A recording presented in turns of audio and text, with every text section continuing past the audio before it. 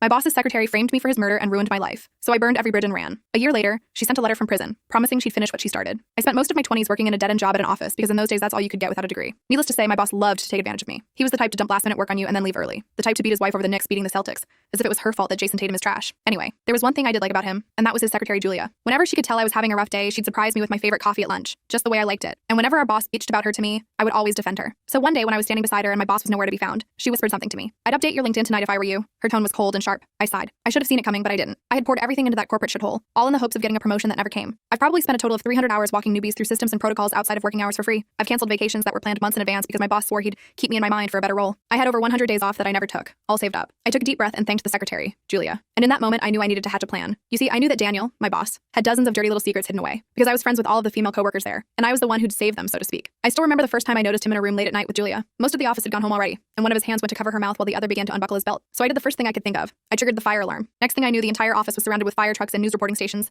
ready to give out whatever juicy gossip they thought they were going to find. I tried to convince Julia that she needed to come forward, that I would be her witness, but she just said the same thing that every other woman in the office said when I tried to do this. "I can't afford to lose this job. Please stop bringing it up." It was heartbreaking every time, and it enraged me to see Daniel getting away with it. But now that I was getting fired, I could do exactly what I wanted. And I always had the ice hockey mentality, meaning I firmly believed that everything ought to be solved with violence, by any means necessary. So one day, I asked my sister if she could hang around outside of work and follow my boss home. For context, she's a bad bitch and looks harmless, so if she somehow got caught, Daniel wouldn't assume it was me behind it all. She managed to plant evidence to frame him for cheating on his wife, which he obviously was. She threw one of her earrings into the backseat of their car, left a pair of red-hearted undies by their kitchen counter, a suggestive note by the plant pot, and as if by fate, it just so happens that Daniel sleeps with all his windows open. So this was extremely easy to do. A few days later, on the day I was meant to be fired, Daniel never came into work. When I asked Julia what was going on, she told me that he and his wife were going through a sudden divorce. I couldn't even hide my smirk. Julia laughed too, but only because she thought it was karma in the works, instead of yours truly. I knew things were getting really good when he finally returned to work, because for the first time ever, he went the entire day without yelling or trying to take advantage of the interns. Like, wow. So that's when I struck again. Or at least my sister did. That day I brought Daniel his coffee, but instead of his usual, it was a decaf latte, along with a side of 3 crushed up Benadryl. And sure enough, he ended up going home early in an Uber because he must have had a bad night's sleep last night. That night, my sister snuck into his home and found his depression meds, and she switched it for some harmless vitamin C capsules. Lol. The next day, Daniel looked like crap. His eyes were bloodshot and glassy, his hair was greasy like he had skipped a shower that morning, and he couldn't even make eye contact with anyone, let alone fire me. Me and Julia even joked that he looked like a zombie from that game Plants vs. Zombies LMAO. I'm still not sure what I expected to happen next. Maybe for him to quit and move somewhere else, or to slowly become a better person. Boy, was I wrong. Because a week later, as I had my feet on the coffee table while enjoying some Breaking Bad on Netflix, I got the call. It was Julia. She was in tears and could barely get the words out. "Daniel, he took own life. Dead." My heart dropped. I immediately hung up the phone. That's when I heard a knock at the door. I opened it to see his wife, death, staring me. Christine stood there in my doorway, her eyes red-rimmed but disturbingly calm. For a second, neither of us said a word. I just stared, completely frozen, heart pounding so loud I thought she'd hear it. She looked exhausted, holding herself tightly as though the slightest breeze might topple her over. It hit me that I'd never seen her like this. Not in all those company parties or late nights where she'd show up at the office, always composed, always in control. Now she looked like someone had reached in and pulled out whatever strength she had left. "Can I come in?" she finally asked, her voice barely above a whisper. It sounded rough and broken, and that shook me more than I wanted to admit. I stepped aside quickly, fumbling to close the door behind her. My thoughts raced, wondering if she knew, if somehow she'd figured out my part in this. Christine moved past me without looking around, heading straight to my kitchen table like she'd been here before, like this was just another one of Daniel's company dinners, and we were about to sit down over drinks and fake smiles. She sat down slowly, carefully pulling the chair out, like any quick movement might break her. I sat down across from her. She looked straight at me then, her gaze piercing. "Did you know?" she asked bluntly, not breaking eye contact. "Know what?" I managed, trying to keep my voice level. "Did you know he was seeing someone else?" she asked, her voice cracking slightly. She didn't cry, didn't even tear up. "I heard rumors," I admitted cautiously. "You know how the office is. People talk, but I never actually saw anything." It wasn't exactly a lie, but it wasn't entirely true either. My stomach twisted uncomfortably as I watched her reaction, hoping she'd believe me. Christine nodded slowly, seemingly processing this, turning it over in her mind. I didn't either. I mean, I suspected, of course. Daniel was always distant, secretive, but I never thought he'd actually... She rubbed her face tiredly. I felt a sudden urge to comfort her, to reach out and place a hand on her shoulder or say something reassuring, but I stayed perfectly still. "I just needed someone to confirm I'm not crazy," she finally said, shaking her head slightly, "to tell me I'm not imagining things." "You're not," I said quietly. Daniel was complicated. He had a lot going on. We sat there for another few minutes in uncomfortable silence, neither of us knowing exactly what else to say. Christine eventually stood up, steadying herself briefly on the table as if gathering strength. "I'm sorry to bother you.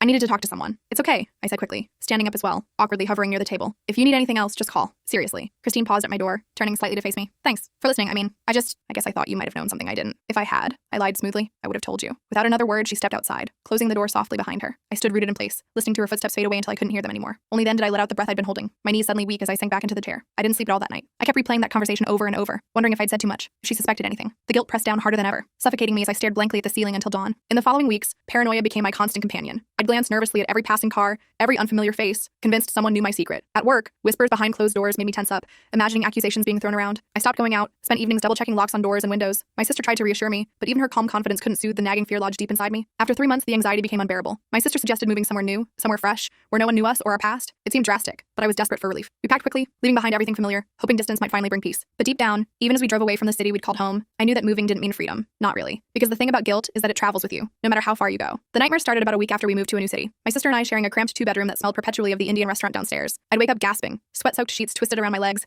convinced I could hear Daniel's voice whispering, "I'm sorry," right next to my ear, his breath cold against my skin. My sister said it was just guilt, that it would fade with time, her hand rubbing circles on my back as I tried to catch my breath, but I wasn't so sure. I tried to move on. Found a decent job at a marketing firm where nobody knew my past, where I could be just another face in the morning elevator ride. Started going to a gym 3 times a week. The burn in my muscles a welcome distraction from the thoughts in my head. Even went on a few dates with a guy named Vincent who worked at the coffee shop downstairs from my apartment. His smile warm and uncomplicated. Normal stuff. Rebuilding stuff. But the feeling of being watched never quite went away, like phantom fingers trailing down my spine whenever I walked alone. It was little things at first. A car that seemed to be parked outside my building too often. A black sedan with tinted windows that was there when I left for work and there when I came home. An email from a sender named Justice Seeker that contained nothing but a single period. A hang-up call from a blocked number every Tuesday at exactly 9:17 p.m. The silence on the other end somehow louder than any threat. "You're being paranoid," my sister told me over dinner one night, twirling pasta around her fork. She looked better now. Had gained back the weight she'd lost during those terrifying weeks. Her cheeks fuller, her eyes brighter. Had stopped checking over her shoulder constantly. "Christine has no idea where we are. Julia's probably in Mexico living her best life with whatever she blackmailed out of Daniel." I nodded, but I wasn't convinced. The food tasteless in my mouth. "Maybe," I said, pushing my food around my plate. "But what if—" "No more what ifs," she interrupted, reaching across the table to grab my hand. "We're safe. It's over." I wanted to believe her. I really did. Then the package arrived. No return address. Just a small brown box sitting innocently outside my apartment door when I got home from work. I almost didn't open it. Almost threw it straight into the dumpster behind our building. But curiosity won out. Inside was a USB drive and a small card that simply read, "Part 2. The letters precise and black against the cream cardstock. My hands trembled as I plugged it into my laptop. Another video file. I clicked play, my throat tight with dread. It was footage from what looked like a hotel room. Bland beige walls and generic artwork. Julia sat on the edge of the bed, talking to someone off camera. Her face looked different, harder, more calculating than I'd ever seen it at the office. Her usual warm smile replaced by something cold and reptilian. "He's becoming a liability," she was saying, her voice crisp and businesslike. "The depression is making him sloppy. He almost told his wife about us last week." A male voice responded, though I couldn't see who it belonged to. "So what do you want to do about it?" Julia smiled, cold and determined. "I think it's time for Daniel to have an unfortunate accident. But first, we need someone to take the fall." The video cut to another clip. Julia in what looked like a car, on the phone. "Yes, Christine, I think you should know.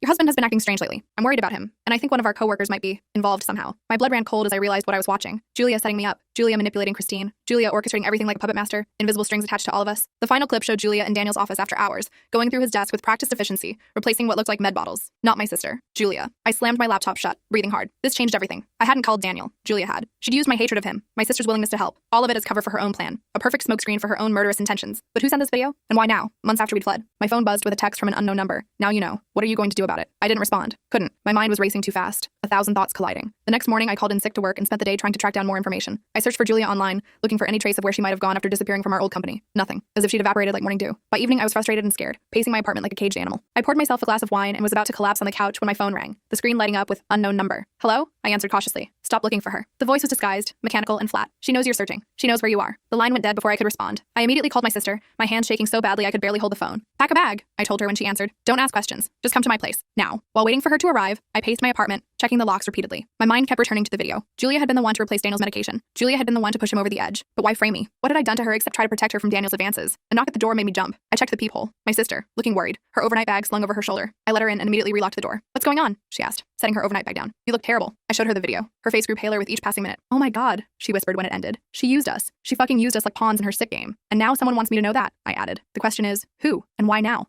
After all this time, we stayed up late into the night trying to piece it all together. My sister suggested it might be Christine, trying to clear her husband's name posthumously. I thought it might be someone from the office who knew more than they let on. Around 2 a.m., exhausted, my sister fell asleep on the couch. I was about to head to bed myself when my laptop pinged with a new email from unknown@protonmail.com. Subject: The truth about Julia. The message contained only an address in downtown Cincinnati and a time, 10 a.m. tomorrow. I stared at it for a long time. It was obviously a trap. Only a complete idiot would go to a mysterious meeting set up by an anonymous sender after everything that had happened. But I needed answers. I didn't tell my sister about the email. When she woke up the next morning, I told her I had to run to the office for a few hours to catch up on work I'd missed. The address turned out to be a small coffee shop tucked between a bookstore and a vintage clothing boutique. I arrived 20 minutes early, chose a table with my back to the wall, and ordered a coffee I had no intention of drinking. At exactly 10 a.m., a woman walked in. It took me a moment to recognize her without the expensive suits and perfect makeup, but when she turned toward me, I felt like I'd been punched in the stomach. Deborah, Daniel's executive assistant from the floor above ours.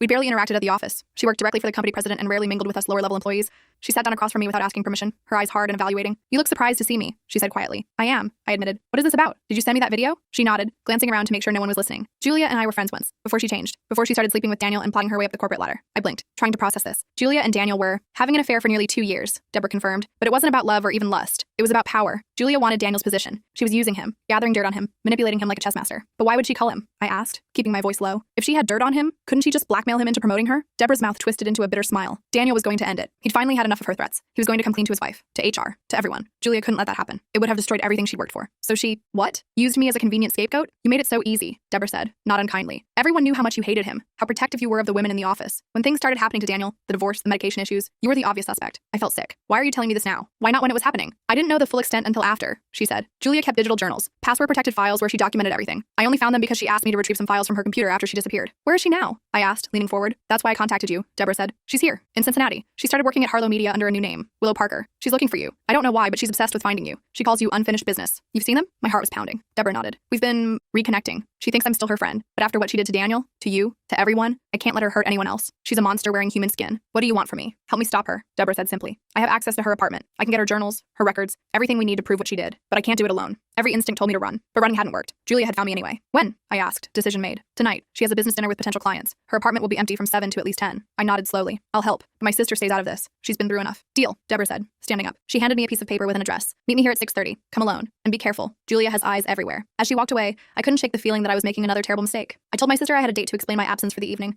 hating the lie but needing her safely out of the way. I even wrote a quick note explaining everything and sealed it in an envelope, leaving it on my kitchen counter just in case something went wrong. At 6:25, I parked a block away from the address Deborah had given me. It was a modern apartment building in one of the nicer areas of Cincinnati. I spotted Deborah waiting outside, looking nervous, checking her watch repeatedly. Ready? She asked when I approached. I nodded, though ready was the last thing I felt. We took the elevator to the 12th floor. Deborah led me to apartment 1207 and pulled out a key. She gave you a key to her place? I whispered, surprised. Like I said, she thinks we're friends again, Deborah replied, unlocking the door. She trusts me. That's her weakness. She thinks she's smarter than everyone else. Julia's apartment was immaculate. Minimalist furniture in shades of white and gray, everything perfectly arranged like a showroom. Her office is this way, Deborah said, leading me down a hallway. The computer is password protected, but I know what it is. The journals are in a hidden folder called Projects. Typical Julia. Seeing people's lives as something to manage and complete. As Deborah sat down at the desk and began typing, I wandered around the office. There were no personal photos, no mementos. The only decoration was a small framed quote on the wall. Revenge is a dish best served cold. I'm in, Deborah announced. Come look at this. I moved behind her to see the screen. She had opened a folder labeled Projects that contained dozens of files with dates as names. These are her journals, Deborah explained. She documents everything. Plans, thoughts, actions. Like a sociopath's diary. The file opened to reveal pages of text. Julia, or Willow, as she now called herself, had indeed been tracking me. She knew where I lived, where I worked, even where I got coffee in the mornings. She had detailed plans for what she called Phase 2, though what that entailed wasn't clear. Go back, I said suddenly. Check the entries from right before Daniel died. Deborah navigated to files from those dates. There it was. Explicit details of how Julia had replaced Daniel's medication,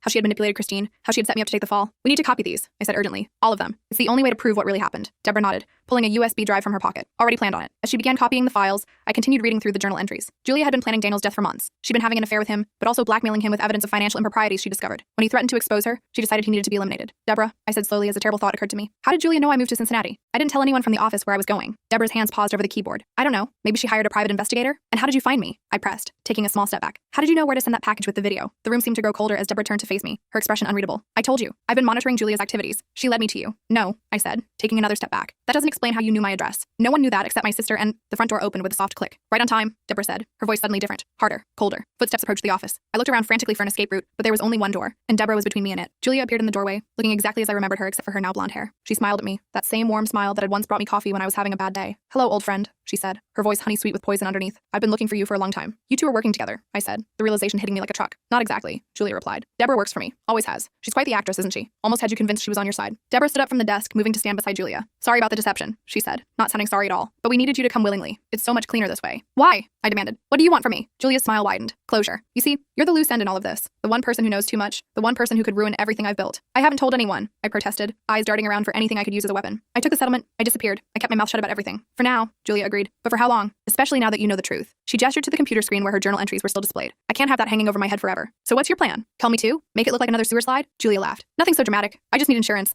Something to guarantee your continued silence. Like what? Like this, she said, pulling out her phone and showing me the screen. It was a live video feed of my sister's apartment. She was sitting on her couch watching TV completely unaware. You touch her and You'll what? Julia interrupted. Go to the police? Tell them how you drugged your boss and broke into his house? How you drove him to sewer slide? Because that's still the official story. Your fingerprints on the coffee cup, your sister's DNA in his home, your documented hatred of Daniel. She was right. I had no leverage here. What do you want? I asked again, defeated. Julia set her phone down on the desk, the screen still showing my sister. I want you to sign a confession, admitting everything. How you hated Daniel, how you plotted against him, how you replaced his medication. All of it in your own words with your signature at the bottom. Why would I do that? Think of it as mutually assured destruction. You stay quiet about me, I stay quiet about you. But if you ever decide to come forward, well, I have my insurance. Both the confession and your sister. Deborah placed a document on the desk in front of me. And if I refuse? I asked, though I already knew the answer. Julia picked up her phone again, zooming in on my sister. Let's just say I have friends who can make accidents happen. Tragic ones. A break-in gone wrong, a car with failed brakes. Fine, I said through gritted teeth. I'll sign it. Julia smiled triumphantly as I picked up the pen Deborah offered. I scanned the document quickly, a detailed confession of how I had systematically destroyed Daniel's life and ultimately caused his death. As I raised the pen to sign, a notification popped up on Julia's phone. She glanced down at it, frowning slightly. Someone's at your sister's door, she said, watching the video feed. I froze, pen hovering above the paper. On the screen, my sister got up to answer the door. When she opened it, I gasped. It was Christine. What the hell? Julia muttered, turning up the volume. Are you Bobby? Christine was asking my sister. I need to talk to you about your sibling. It's important. How did you find me? What do you want? I know what happened to my husband, Christine said. I know about Julia. I know everything, and your sibling is in danger right now. Julia's face drained of color. This isn't possible, she whispered. She can't know. There's no way she could know. I took advantage of her distraction, grabbing the letter opener from the desk and lunging at her. Julia reacted quickly, dodging to the side, but I managed to slash her arm,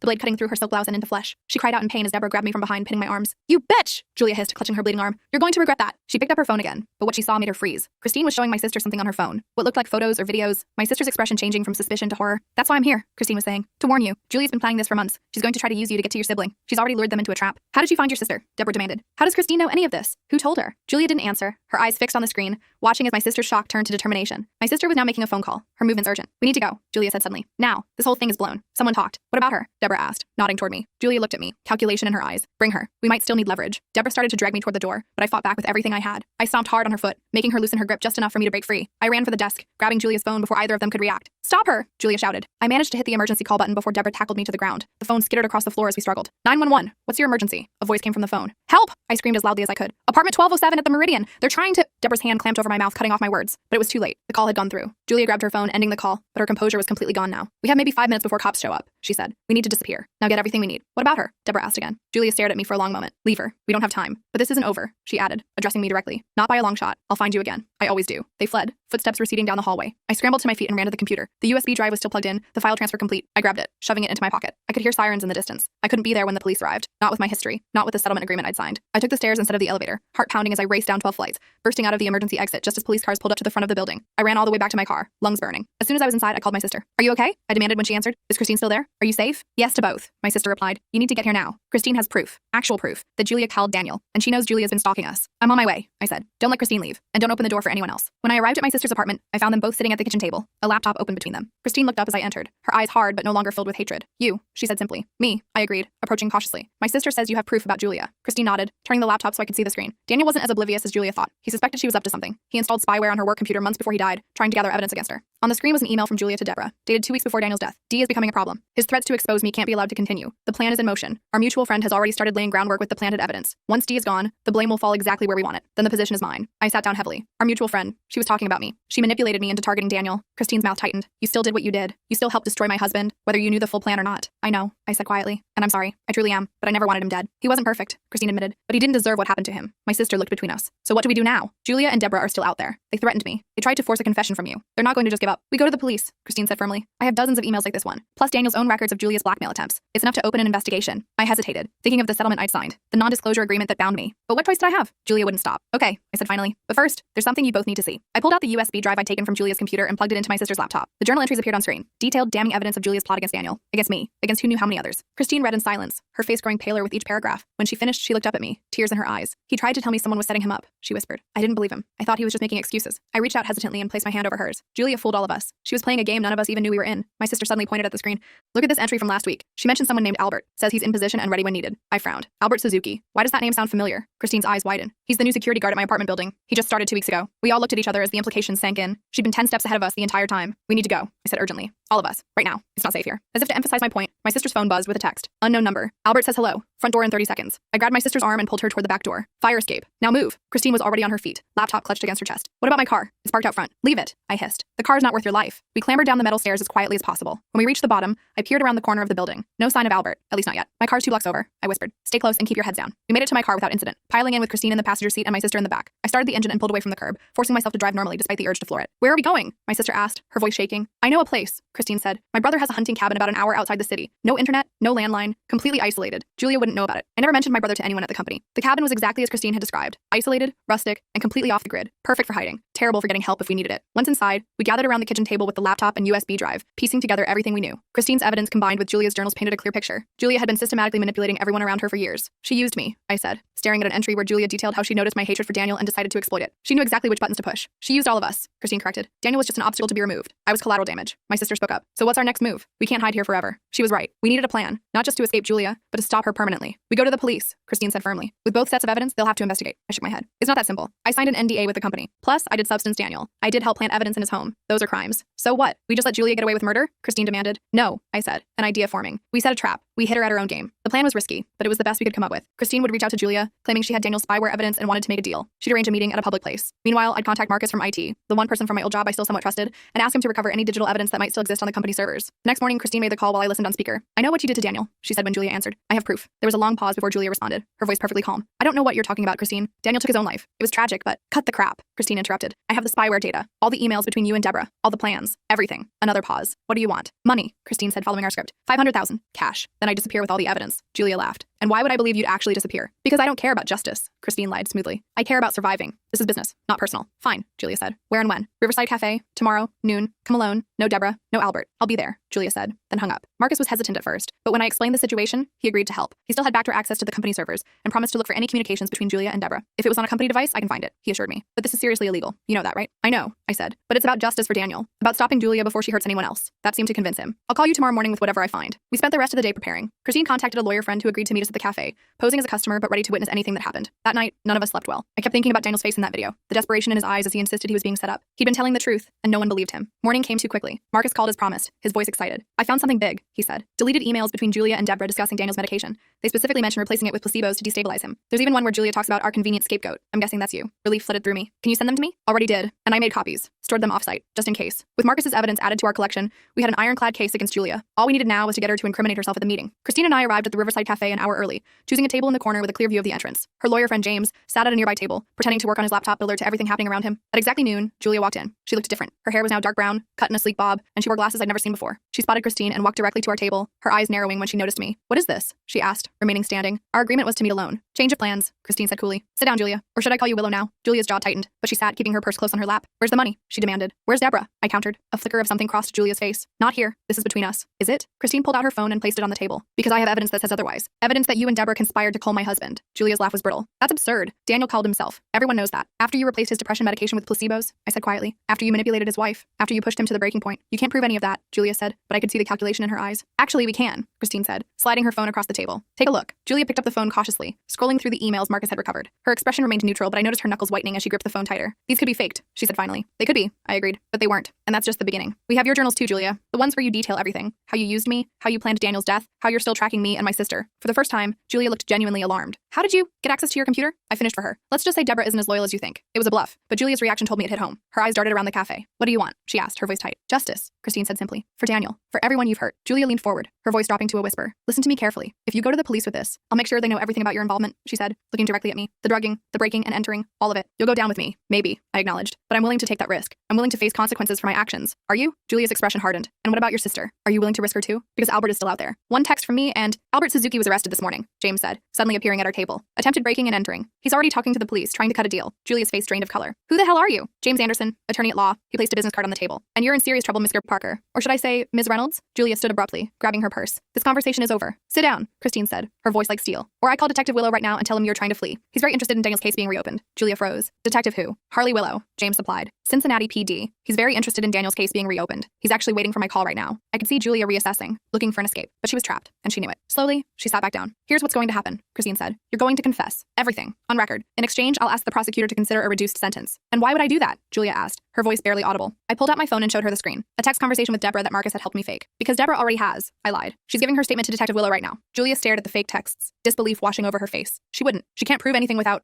your journals," I finished. "The ones we copied from your computer? The ones that detail every step of your plan? The ones that are already in police hands?" For a long moment, Julia said nothing. Then with a defeated sigh, she looked up at Christine. "I never meant for Daniel to die," she said quietly. "I just wanted him broken, discredited. I wanted his job. His death was an unexpected complication." "Tell that to the police," Christine replied. "Tell that to his family." James made a call, and 20 minutes later, Detective Willow arrived. Julia went with him without resistance, her eyes vacant as she was led away. The aftermath was messy, as I'd expected. I had to come clean about my role in Daniel's torment, though Christine backed up my claim that I had no knowledge of Julia's larger plan. The company tried to enforce the NDA, but James argued successfully that it was void due to the criminal nature of what it was covering up. In the end, Julia and Deborah both went to prison. Julia for second-degree murder, Deborah as an accessory. I got community service and probation for the drugging incident, largely thanks to my cooperation and Christine's surprising advocacy on my behalf. "You were manipulated," she told me outside the courthouse after the sentencing. "We all were. Julia is a master at it. That doesn't excuse everything, but it explains a lot." "That doesn't excuse what I did," I said, still unable to look her in the eye. "I'm sorry, Christine. Truly. For all of it. She nodded, her expression solemn but no longer hostile. I know, and I believe you. That's why I spoke for you today. We never became friends, Christine and I. Too much had happened between us. But we reached a kind of peace, an understanding born from shared trauma. My sister and I moved again, this time to Portland, where the constant rain seemed to wash away some of the darkness that had followed us. I found work at a small marketing agency where nobody knew my history. She started taking classes at the community college, studying psychology. I want to understand people like Julia, she explained over dinner one night. Maybe help prevent others from becoming like her. Sometimes late at night, I still think about Daniel.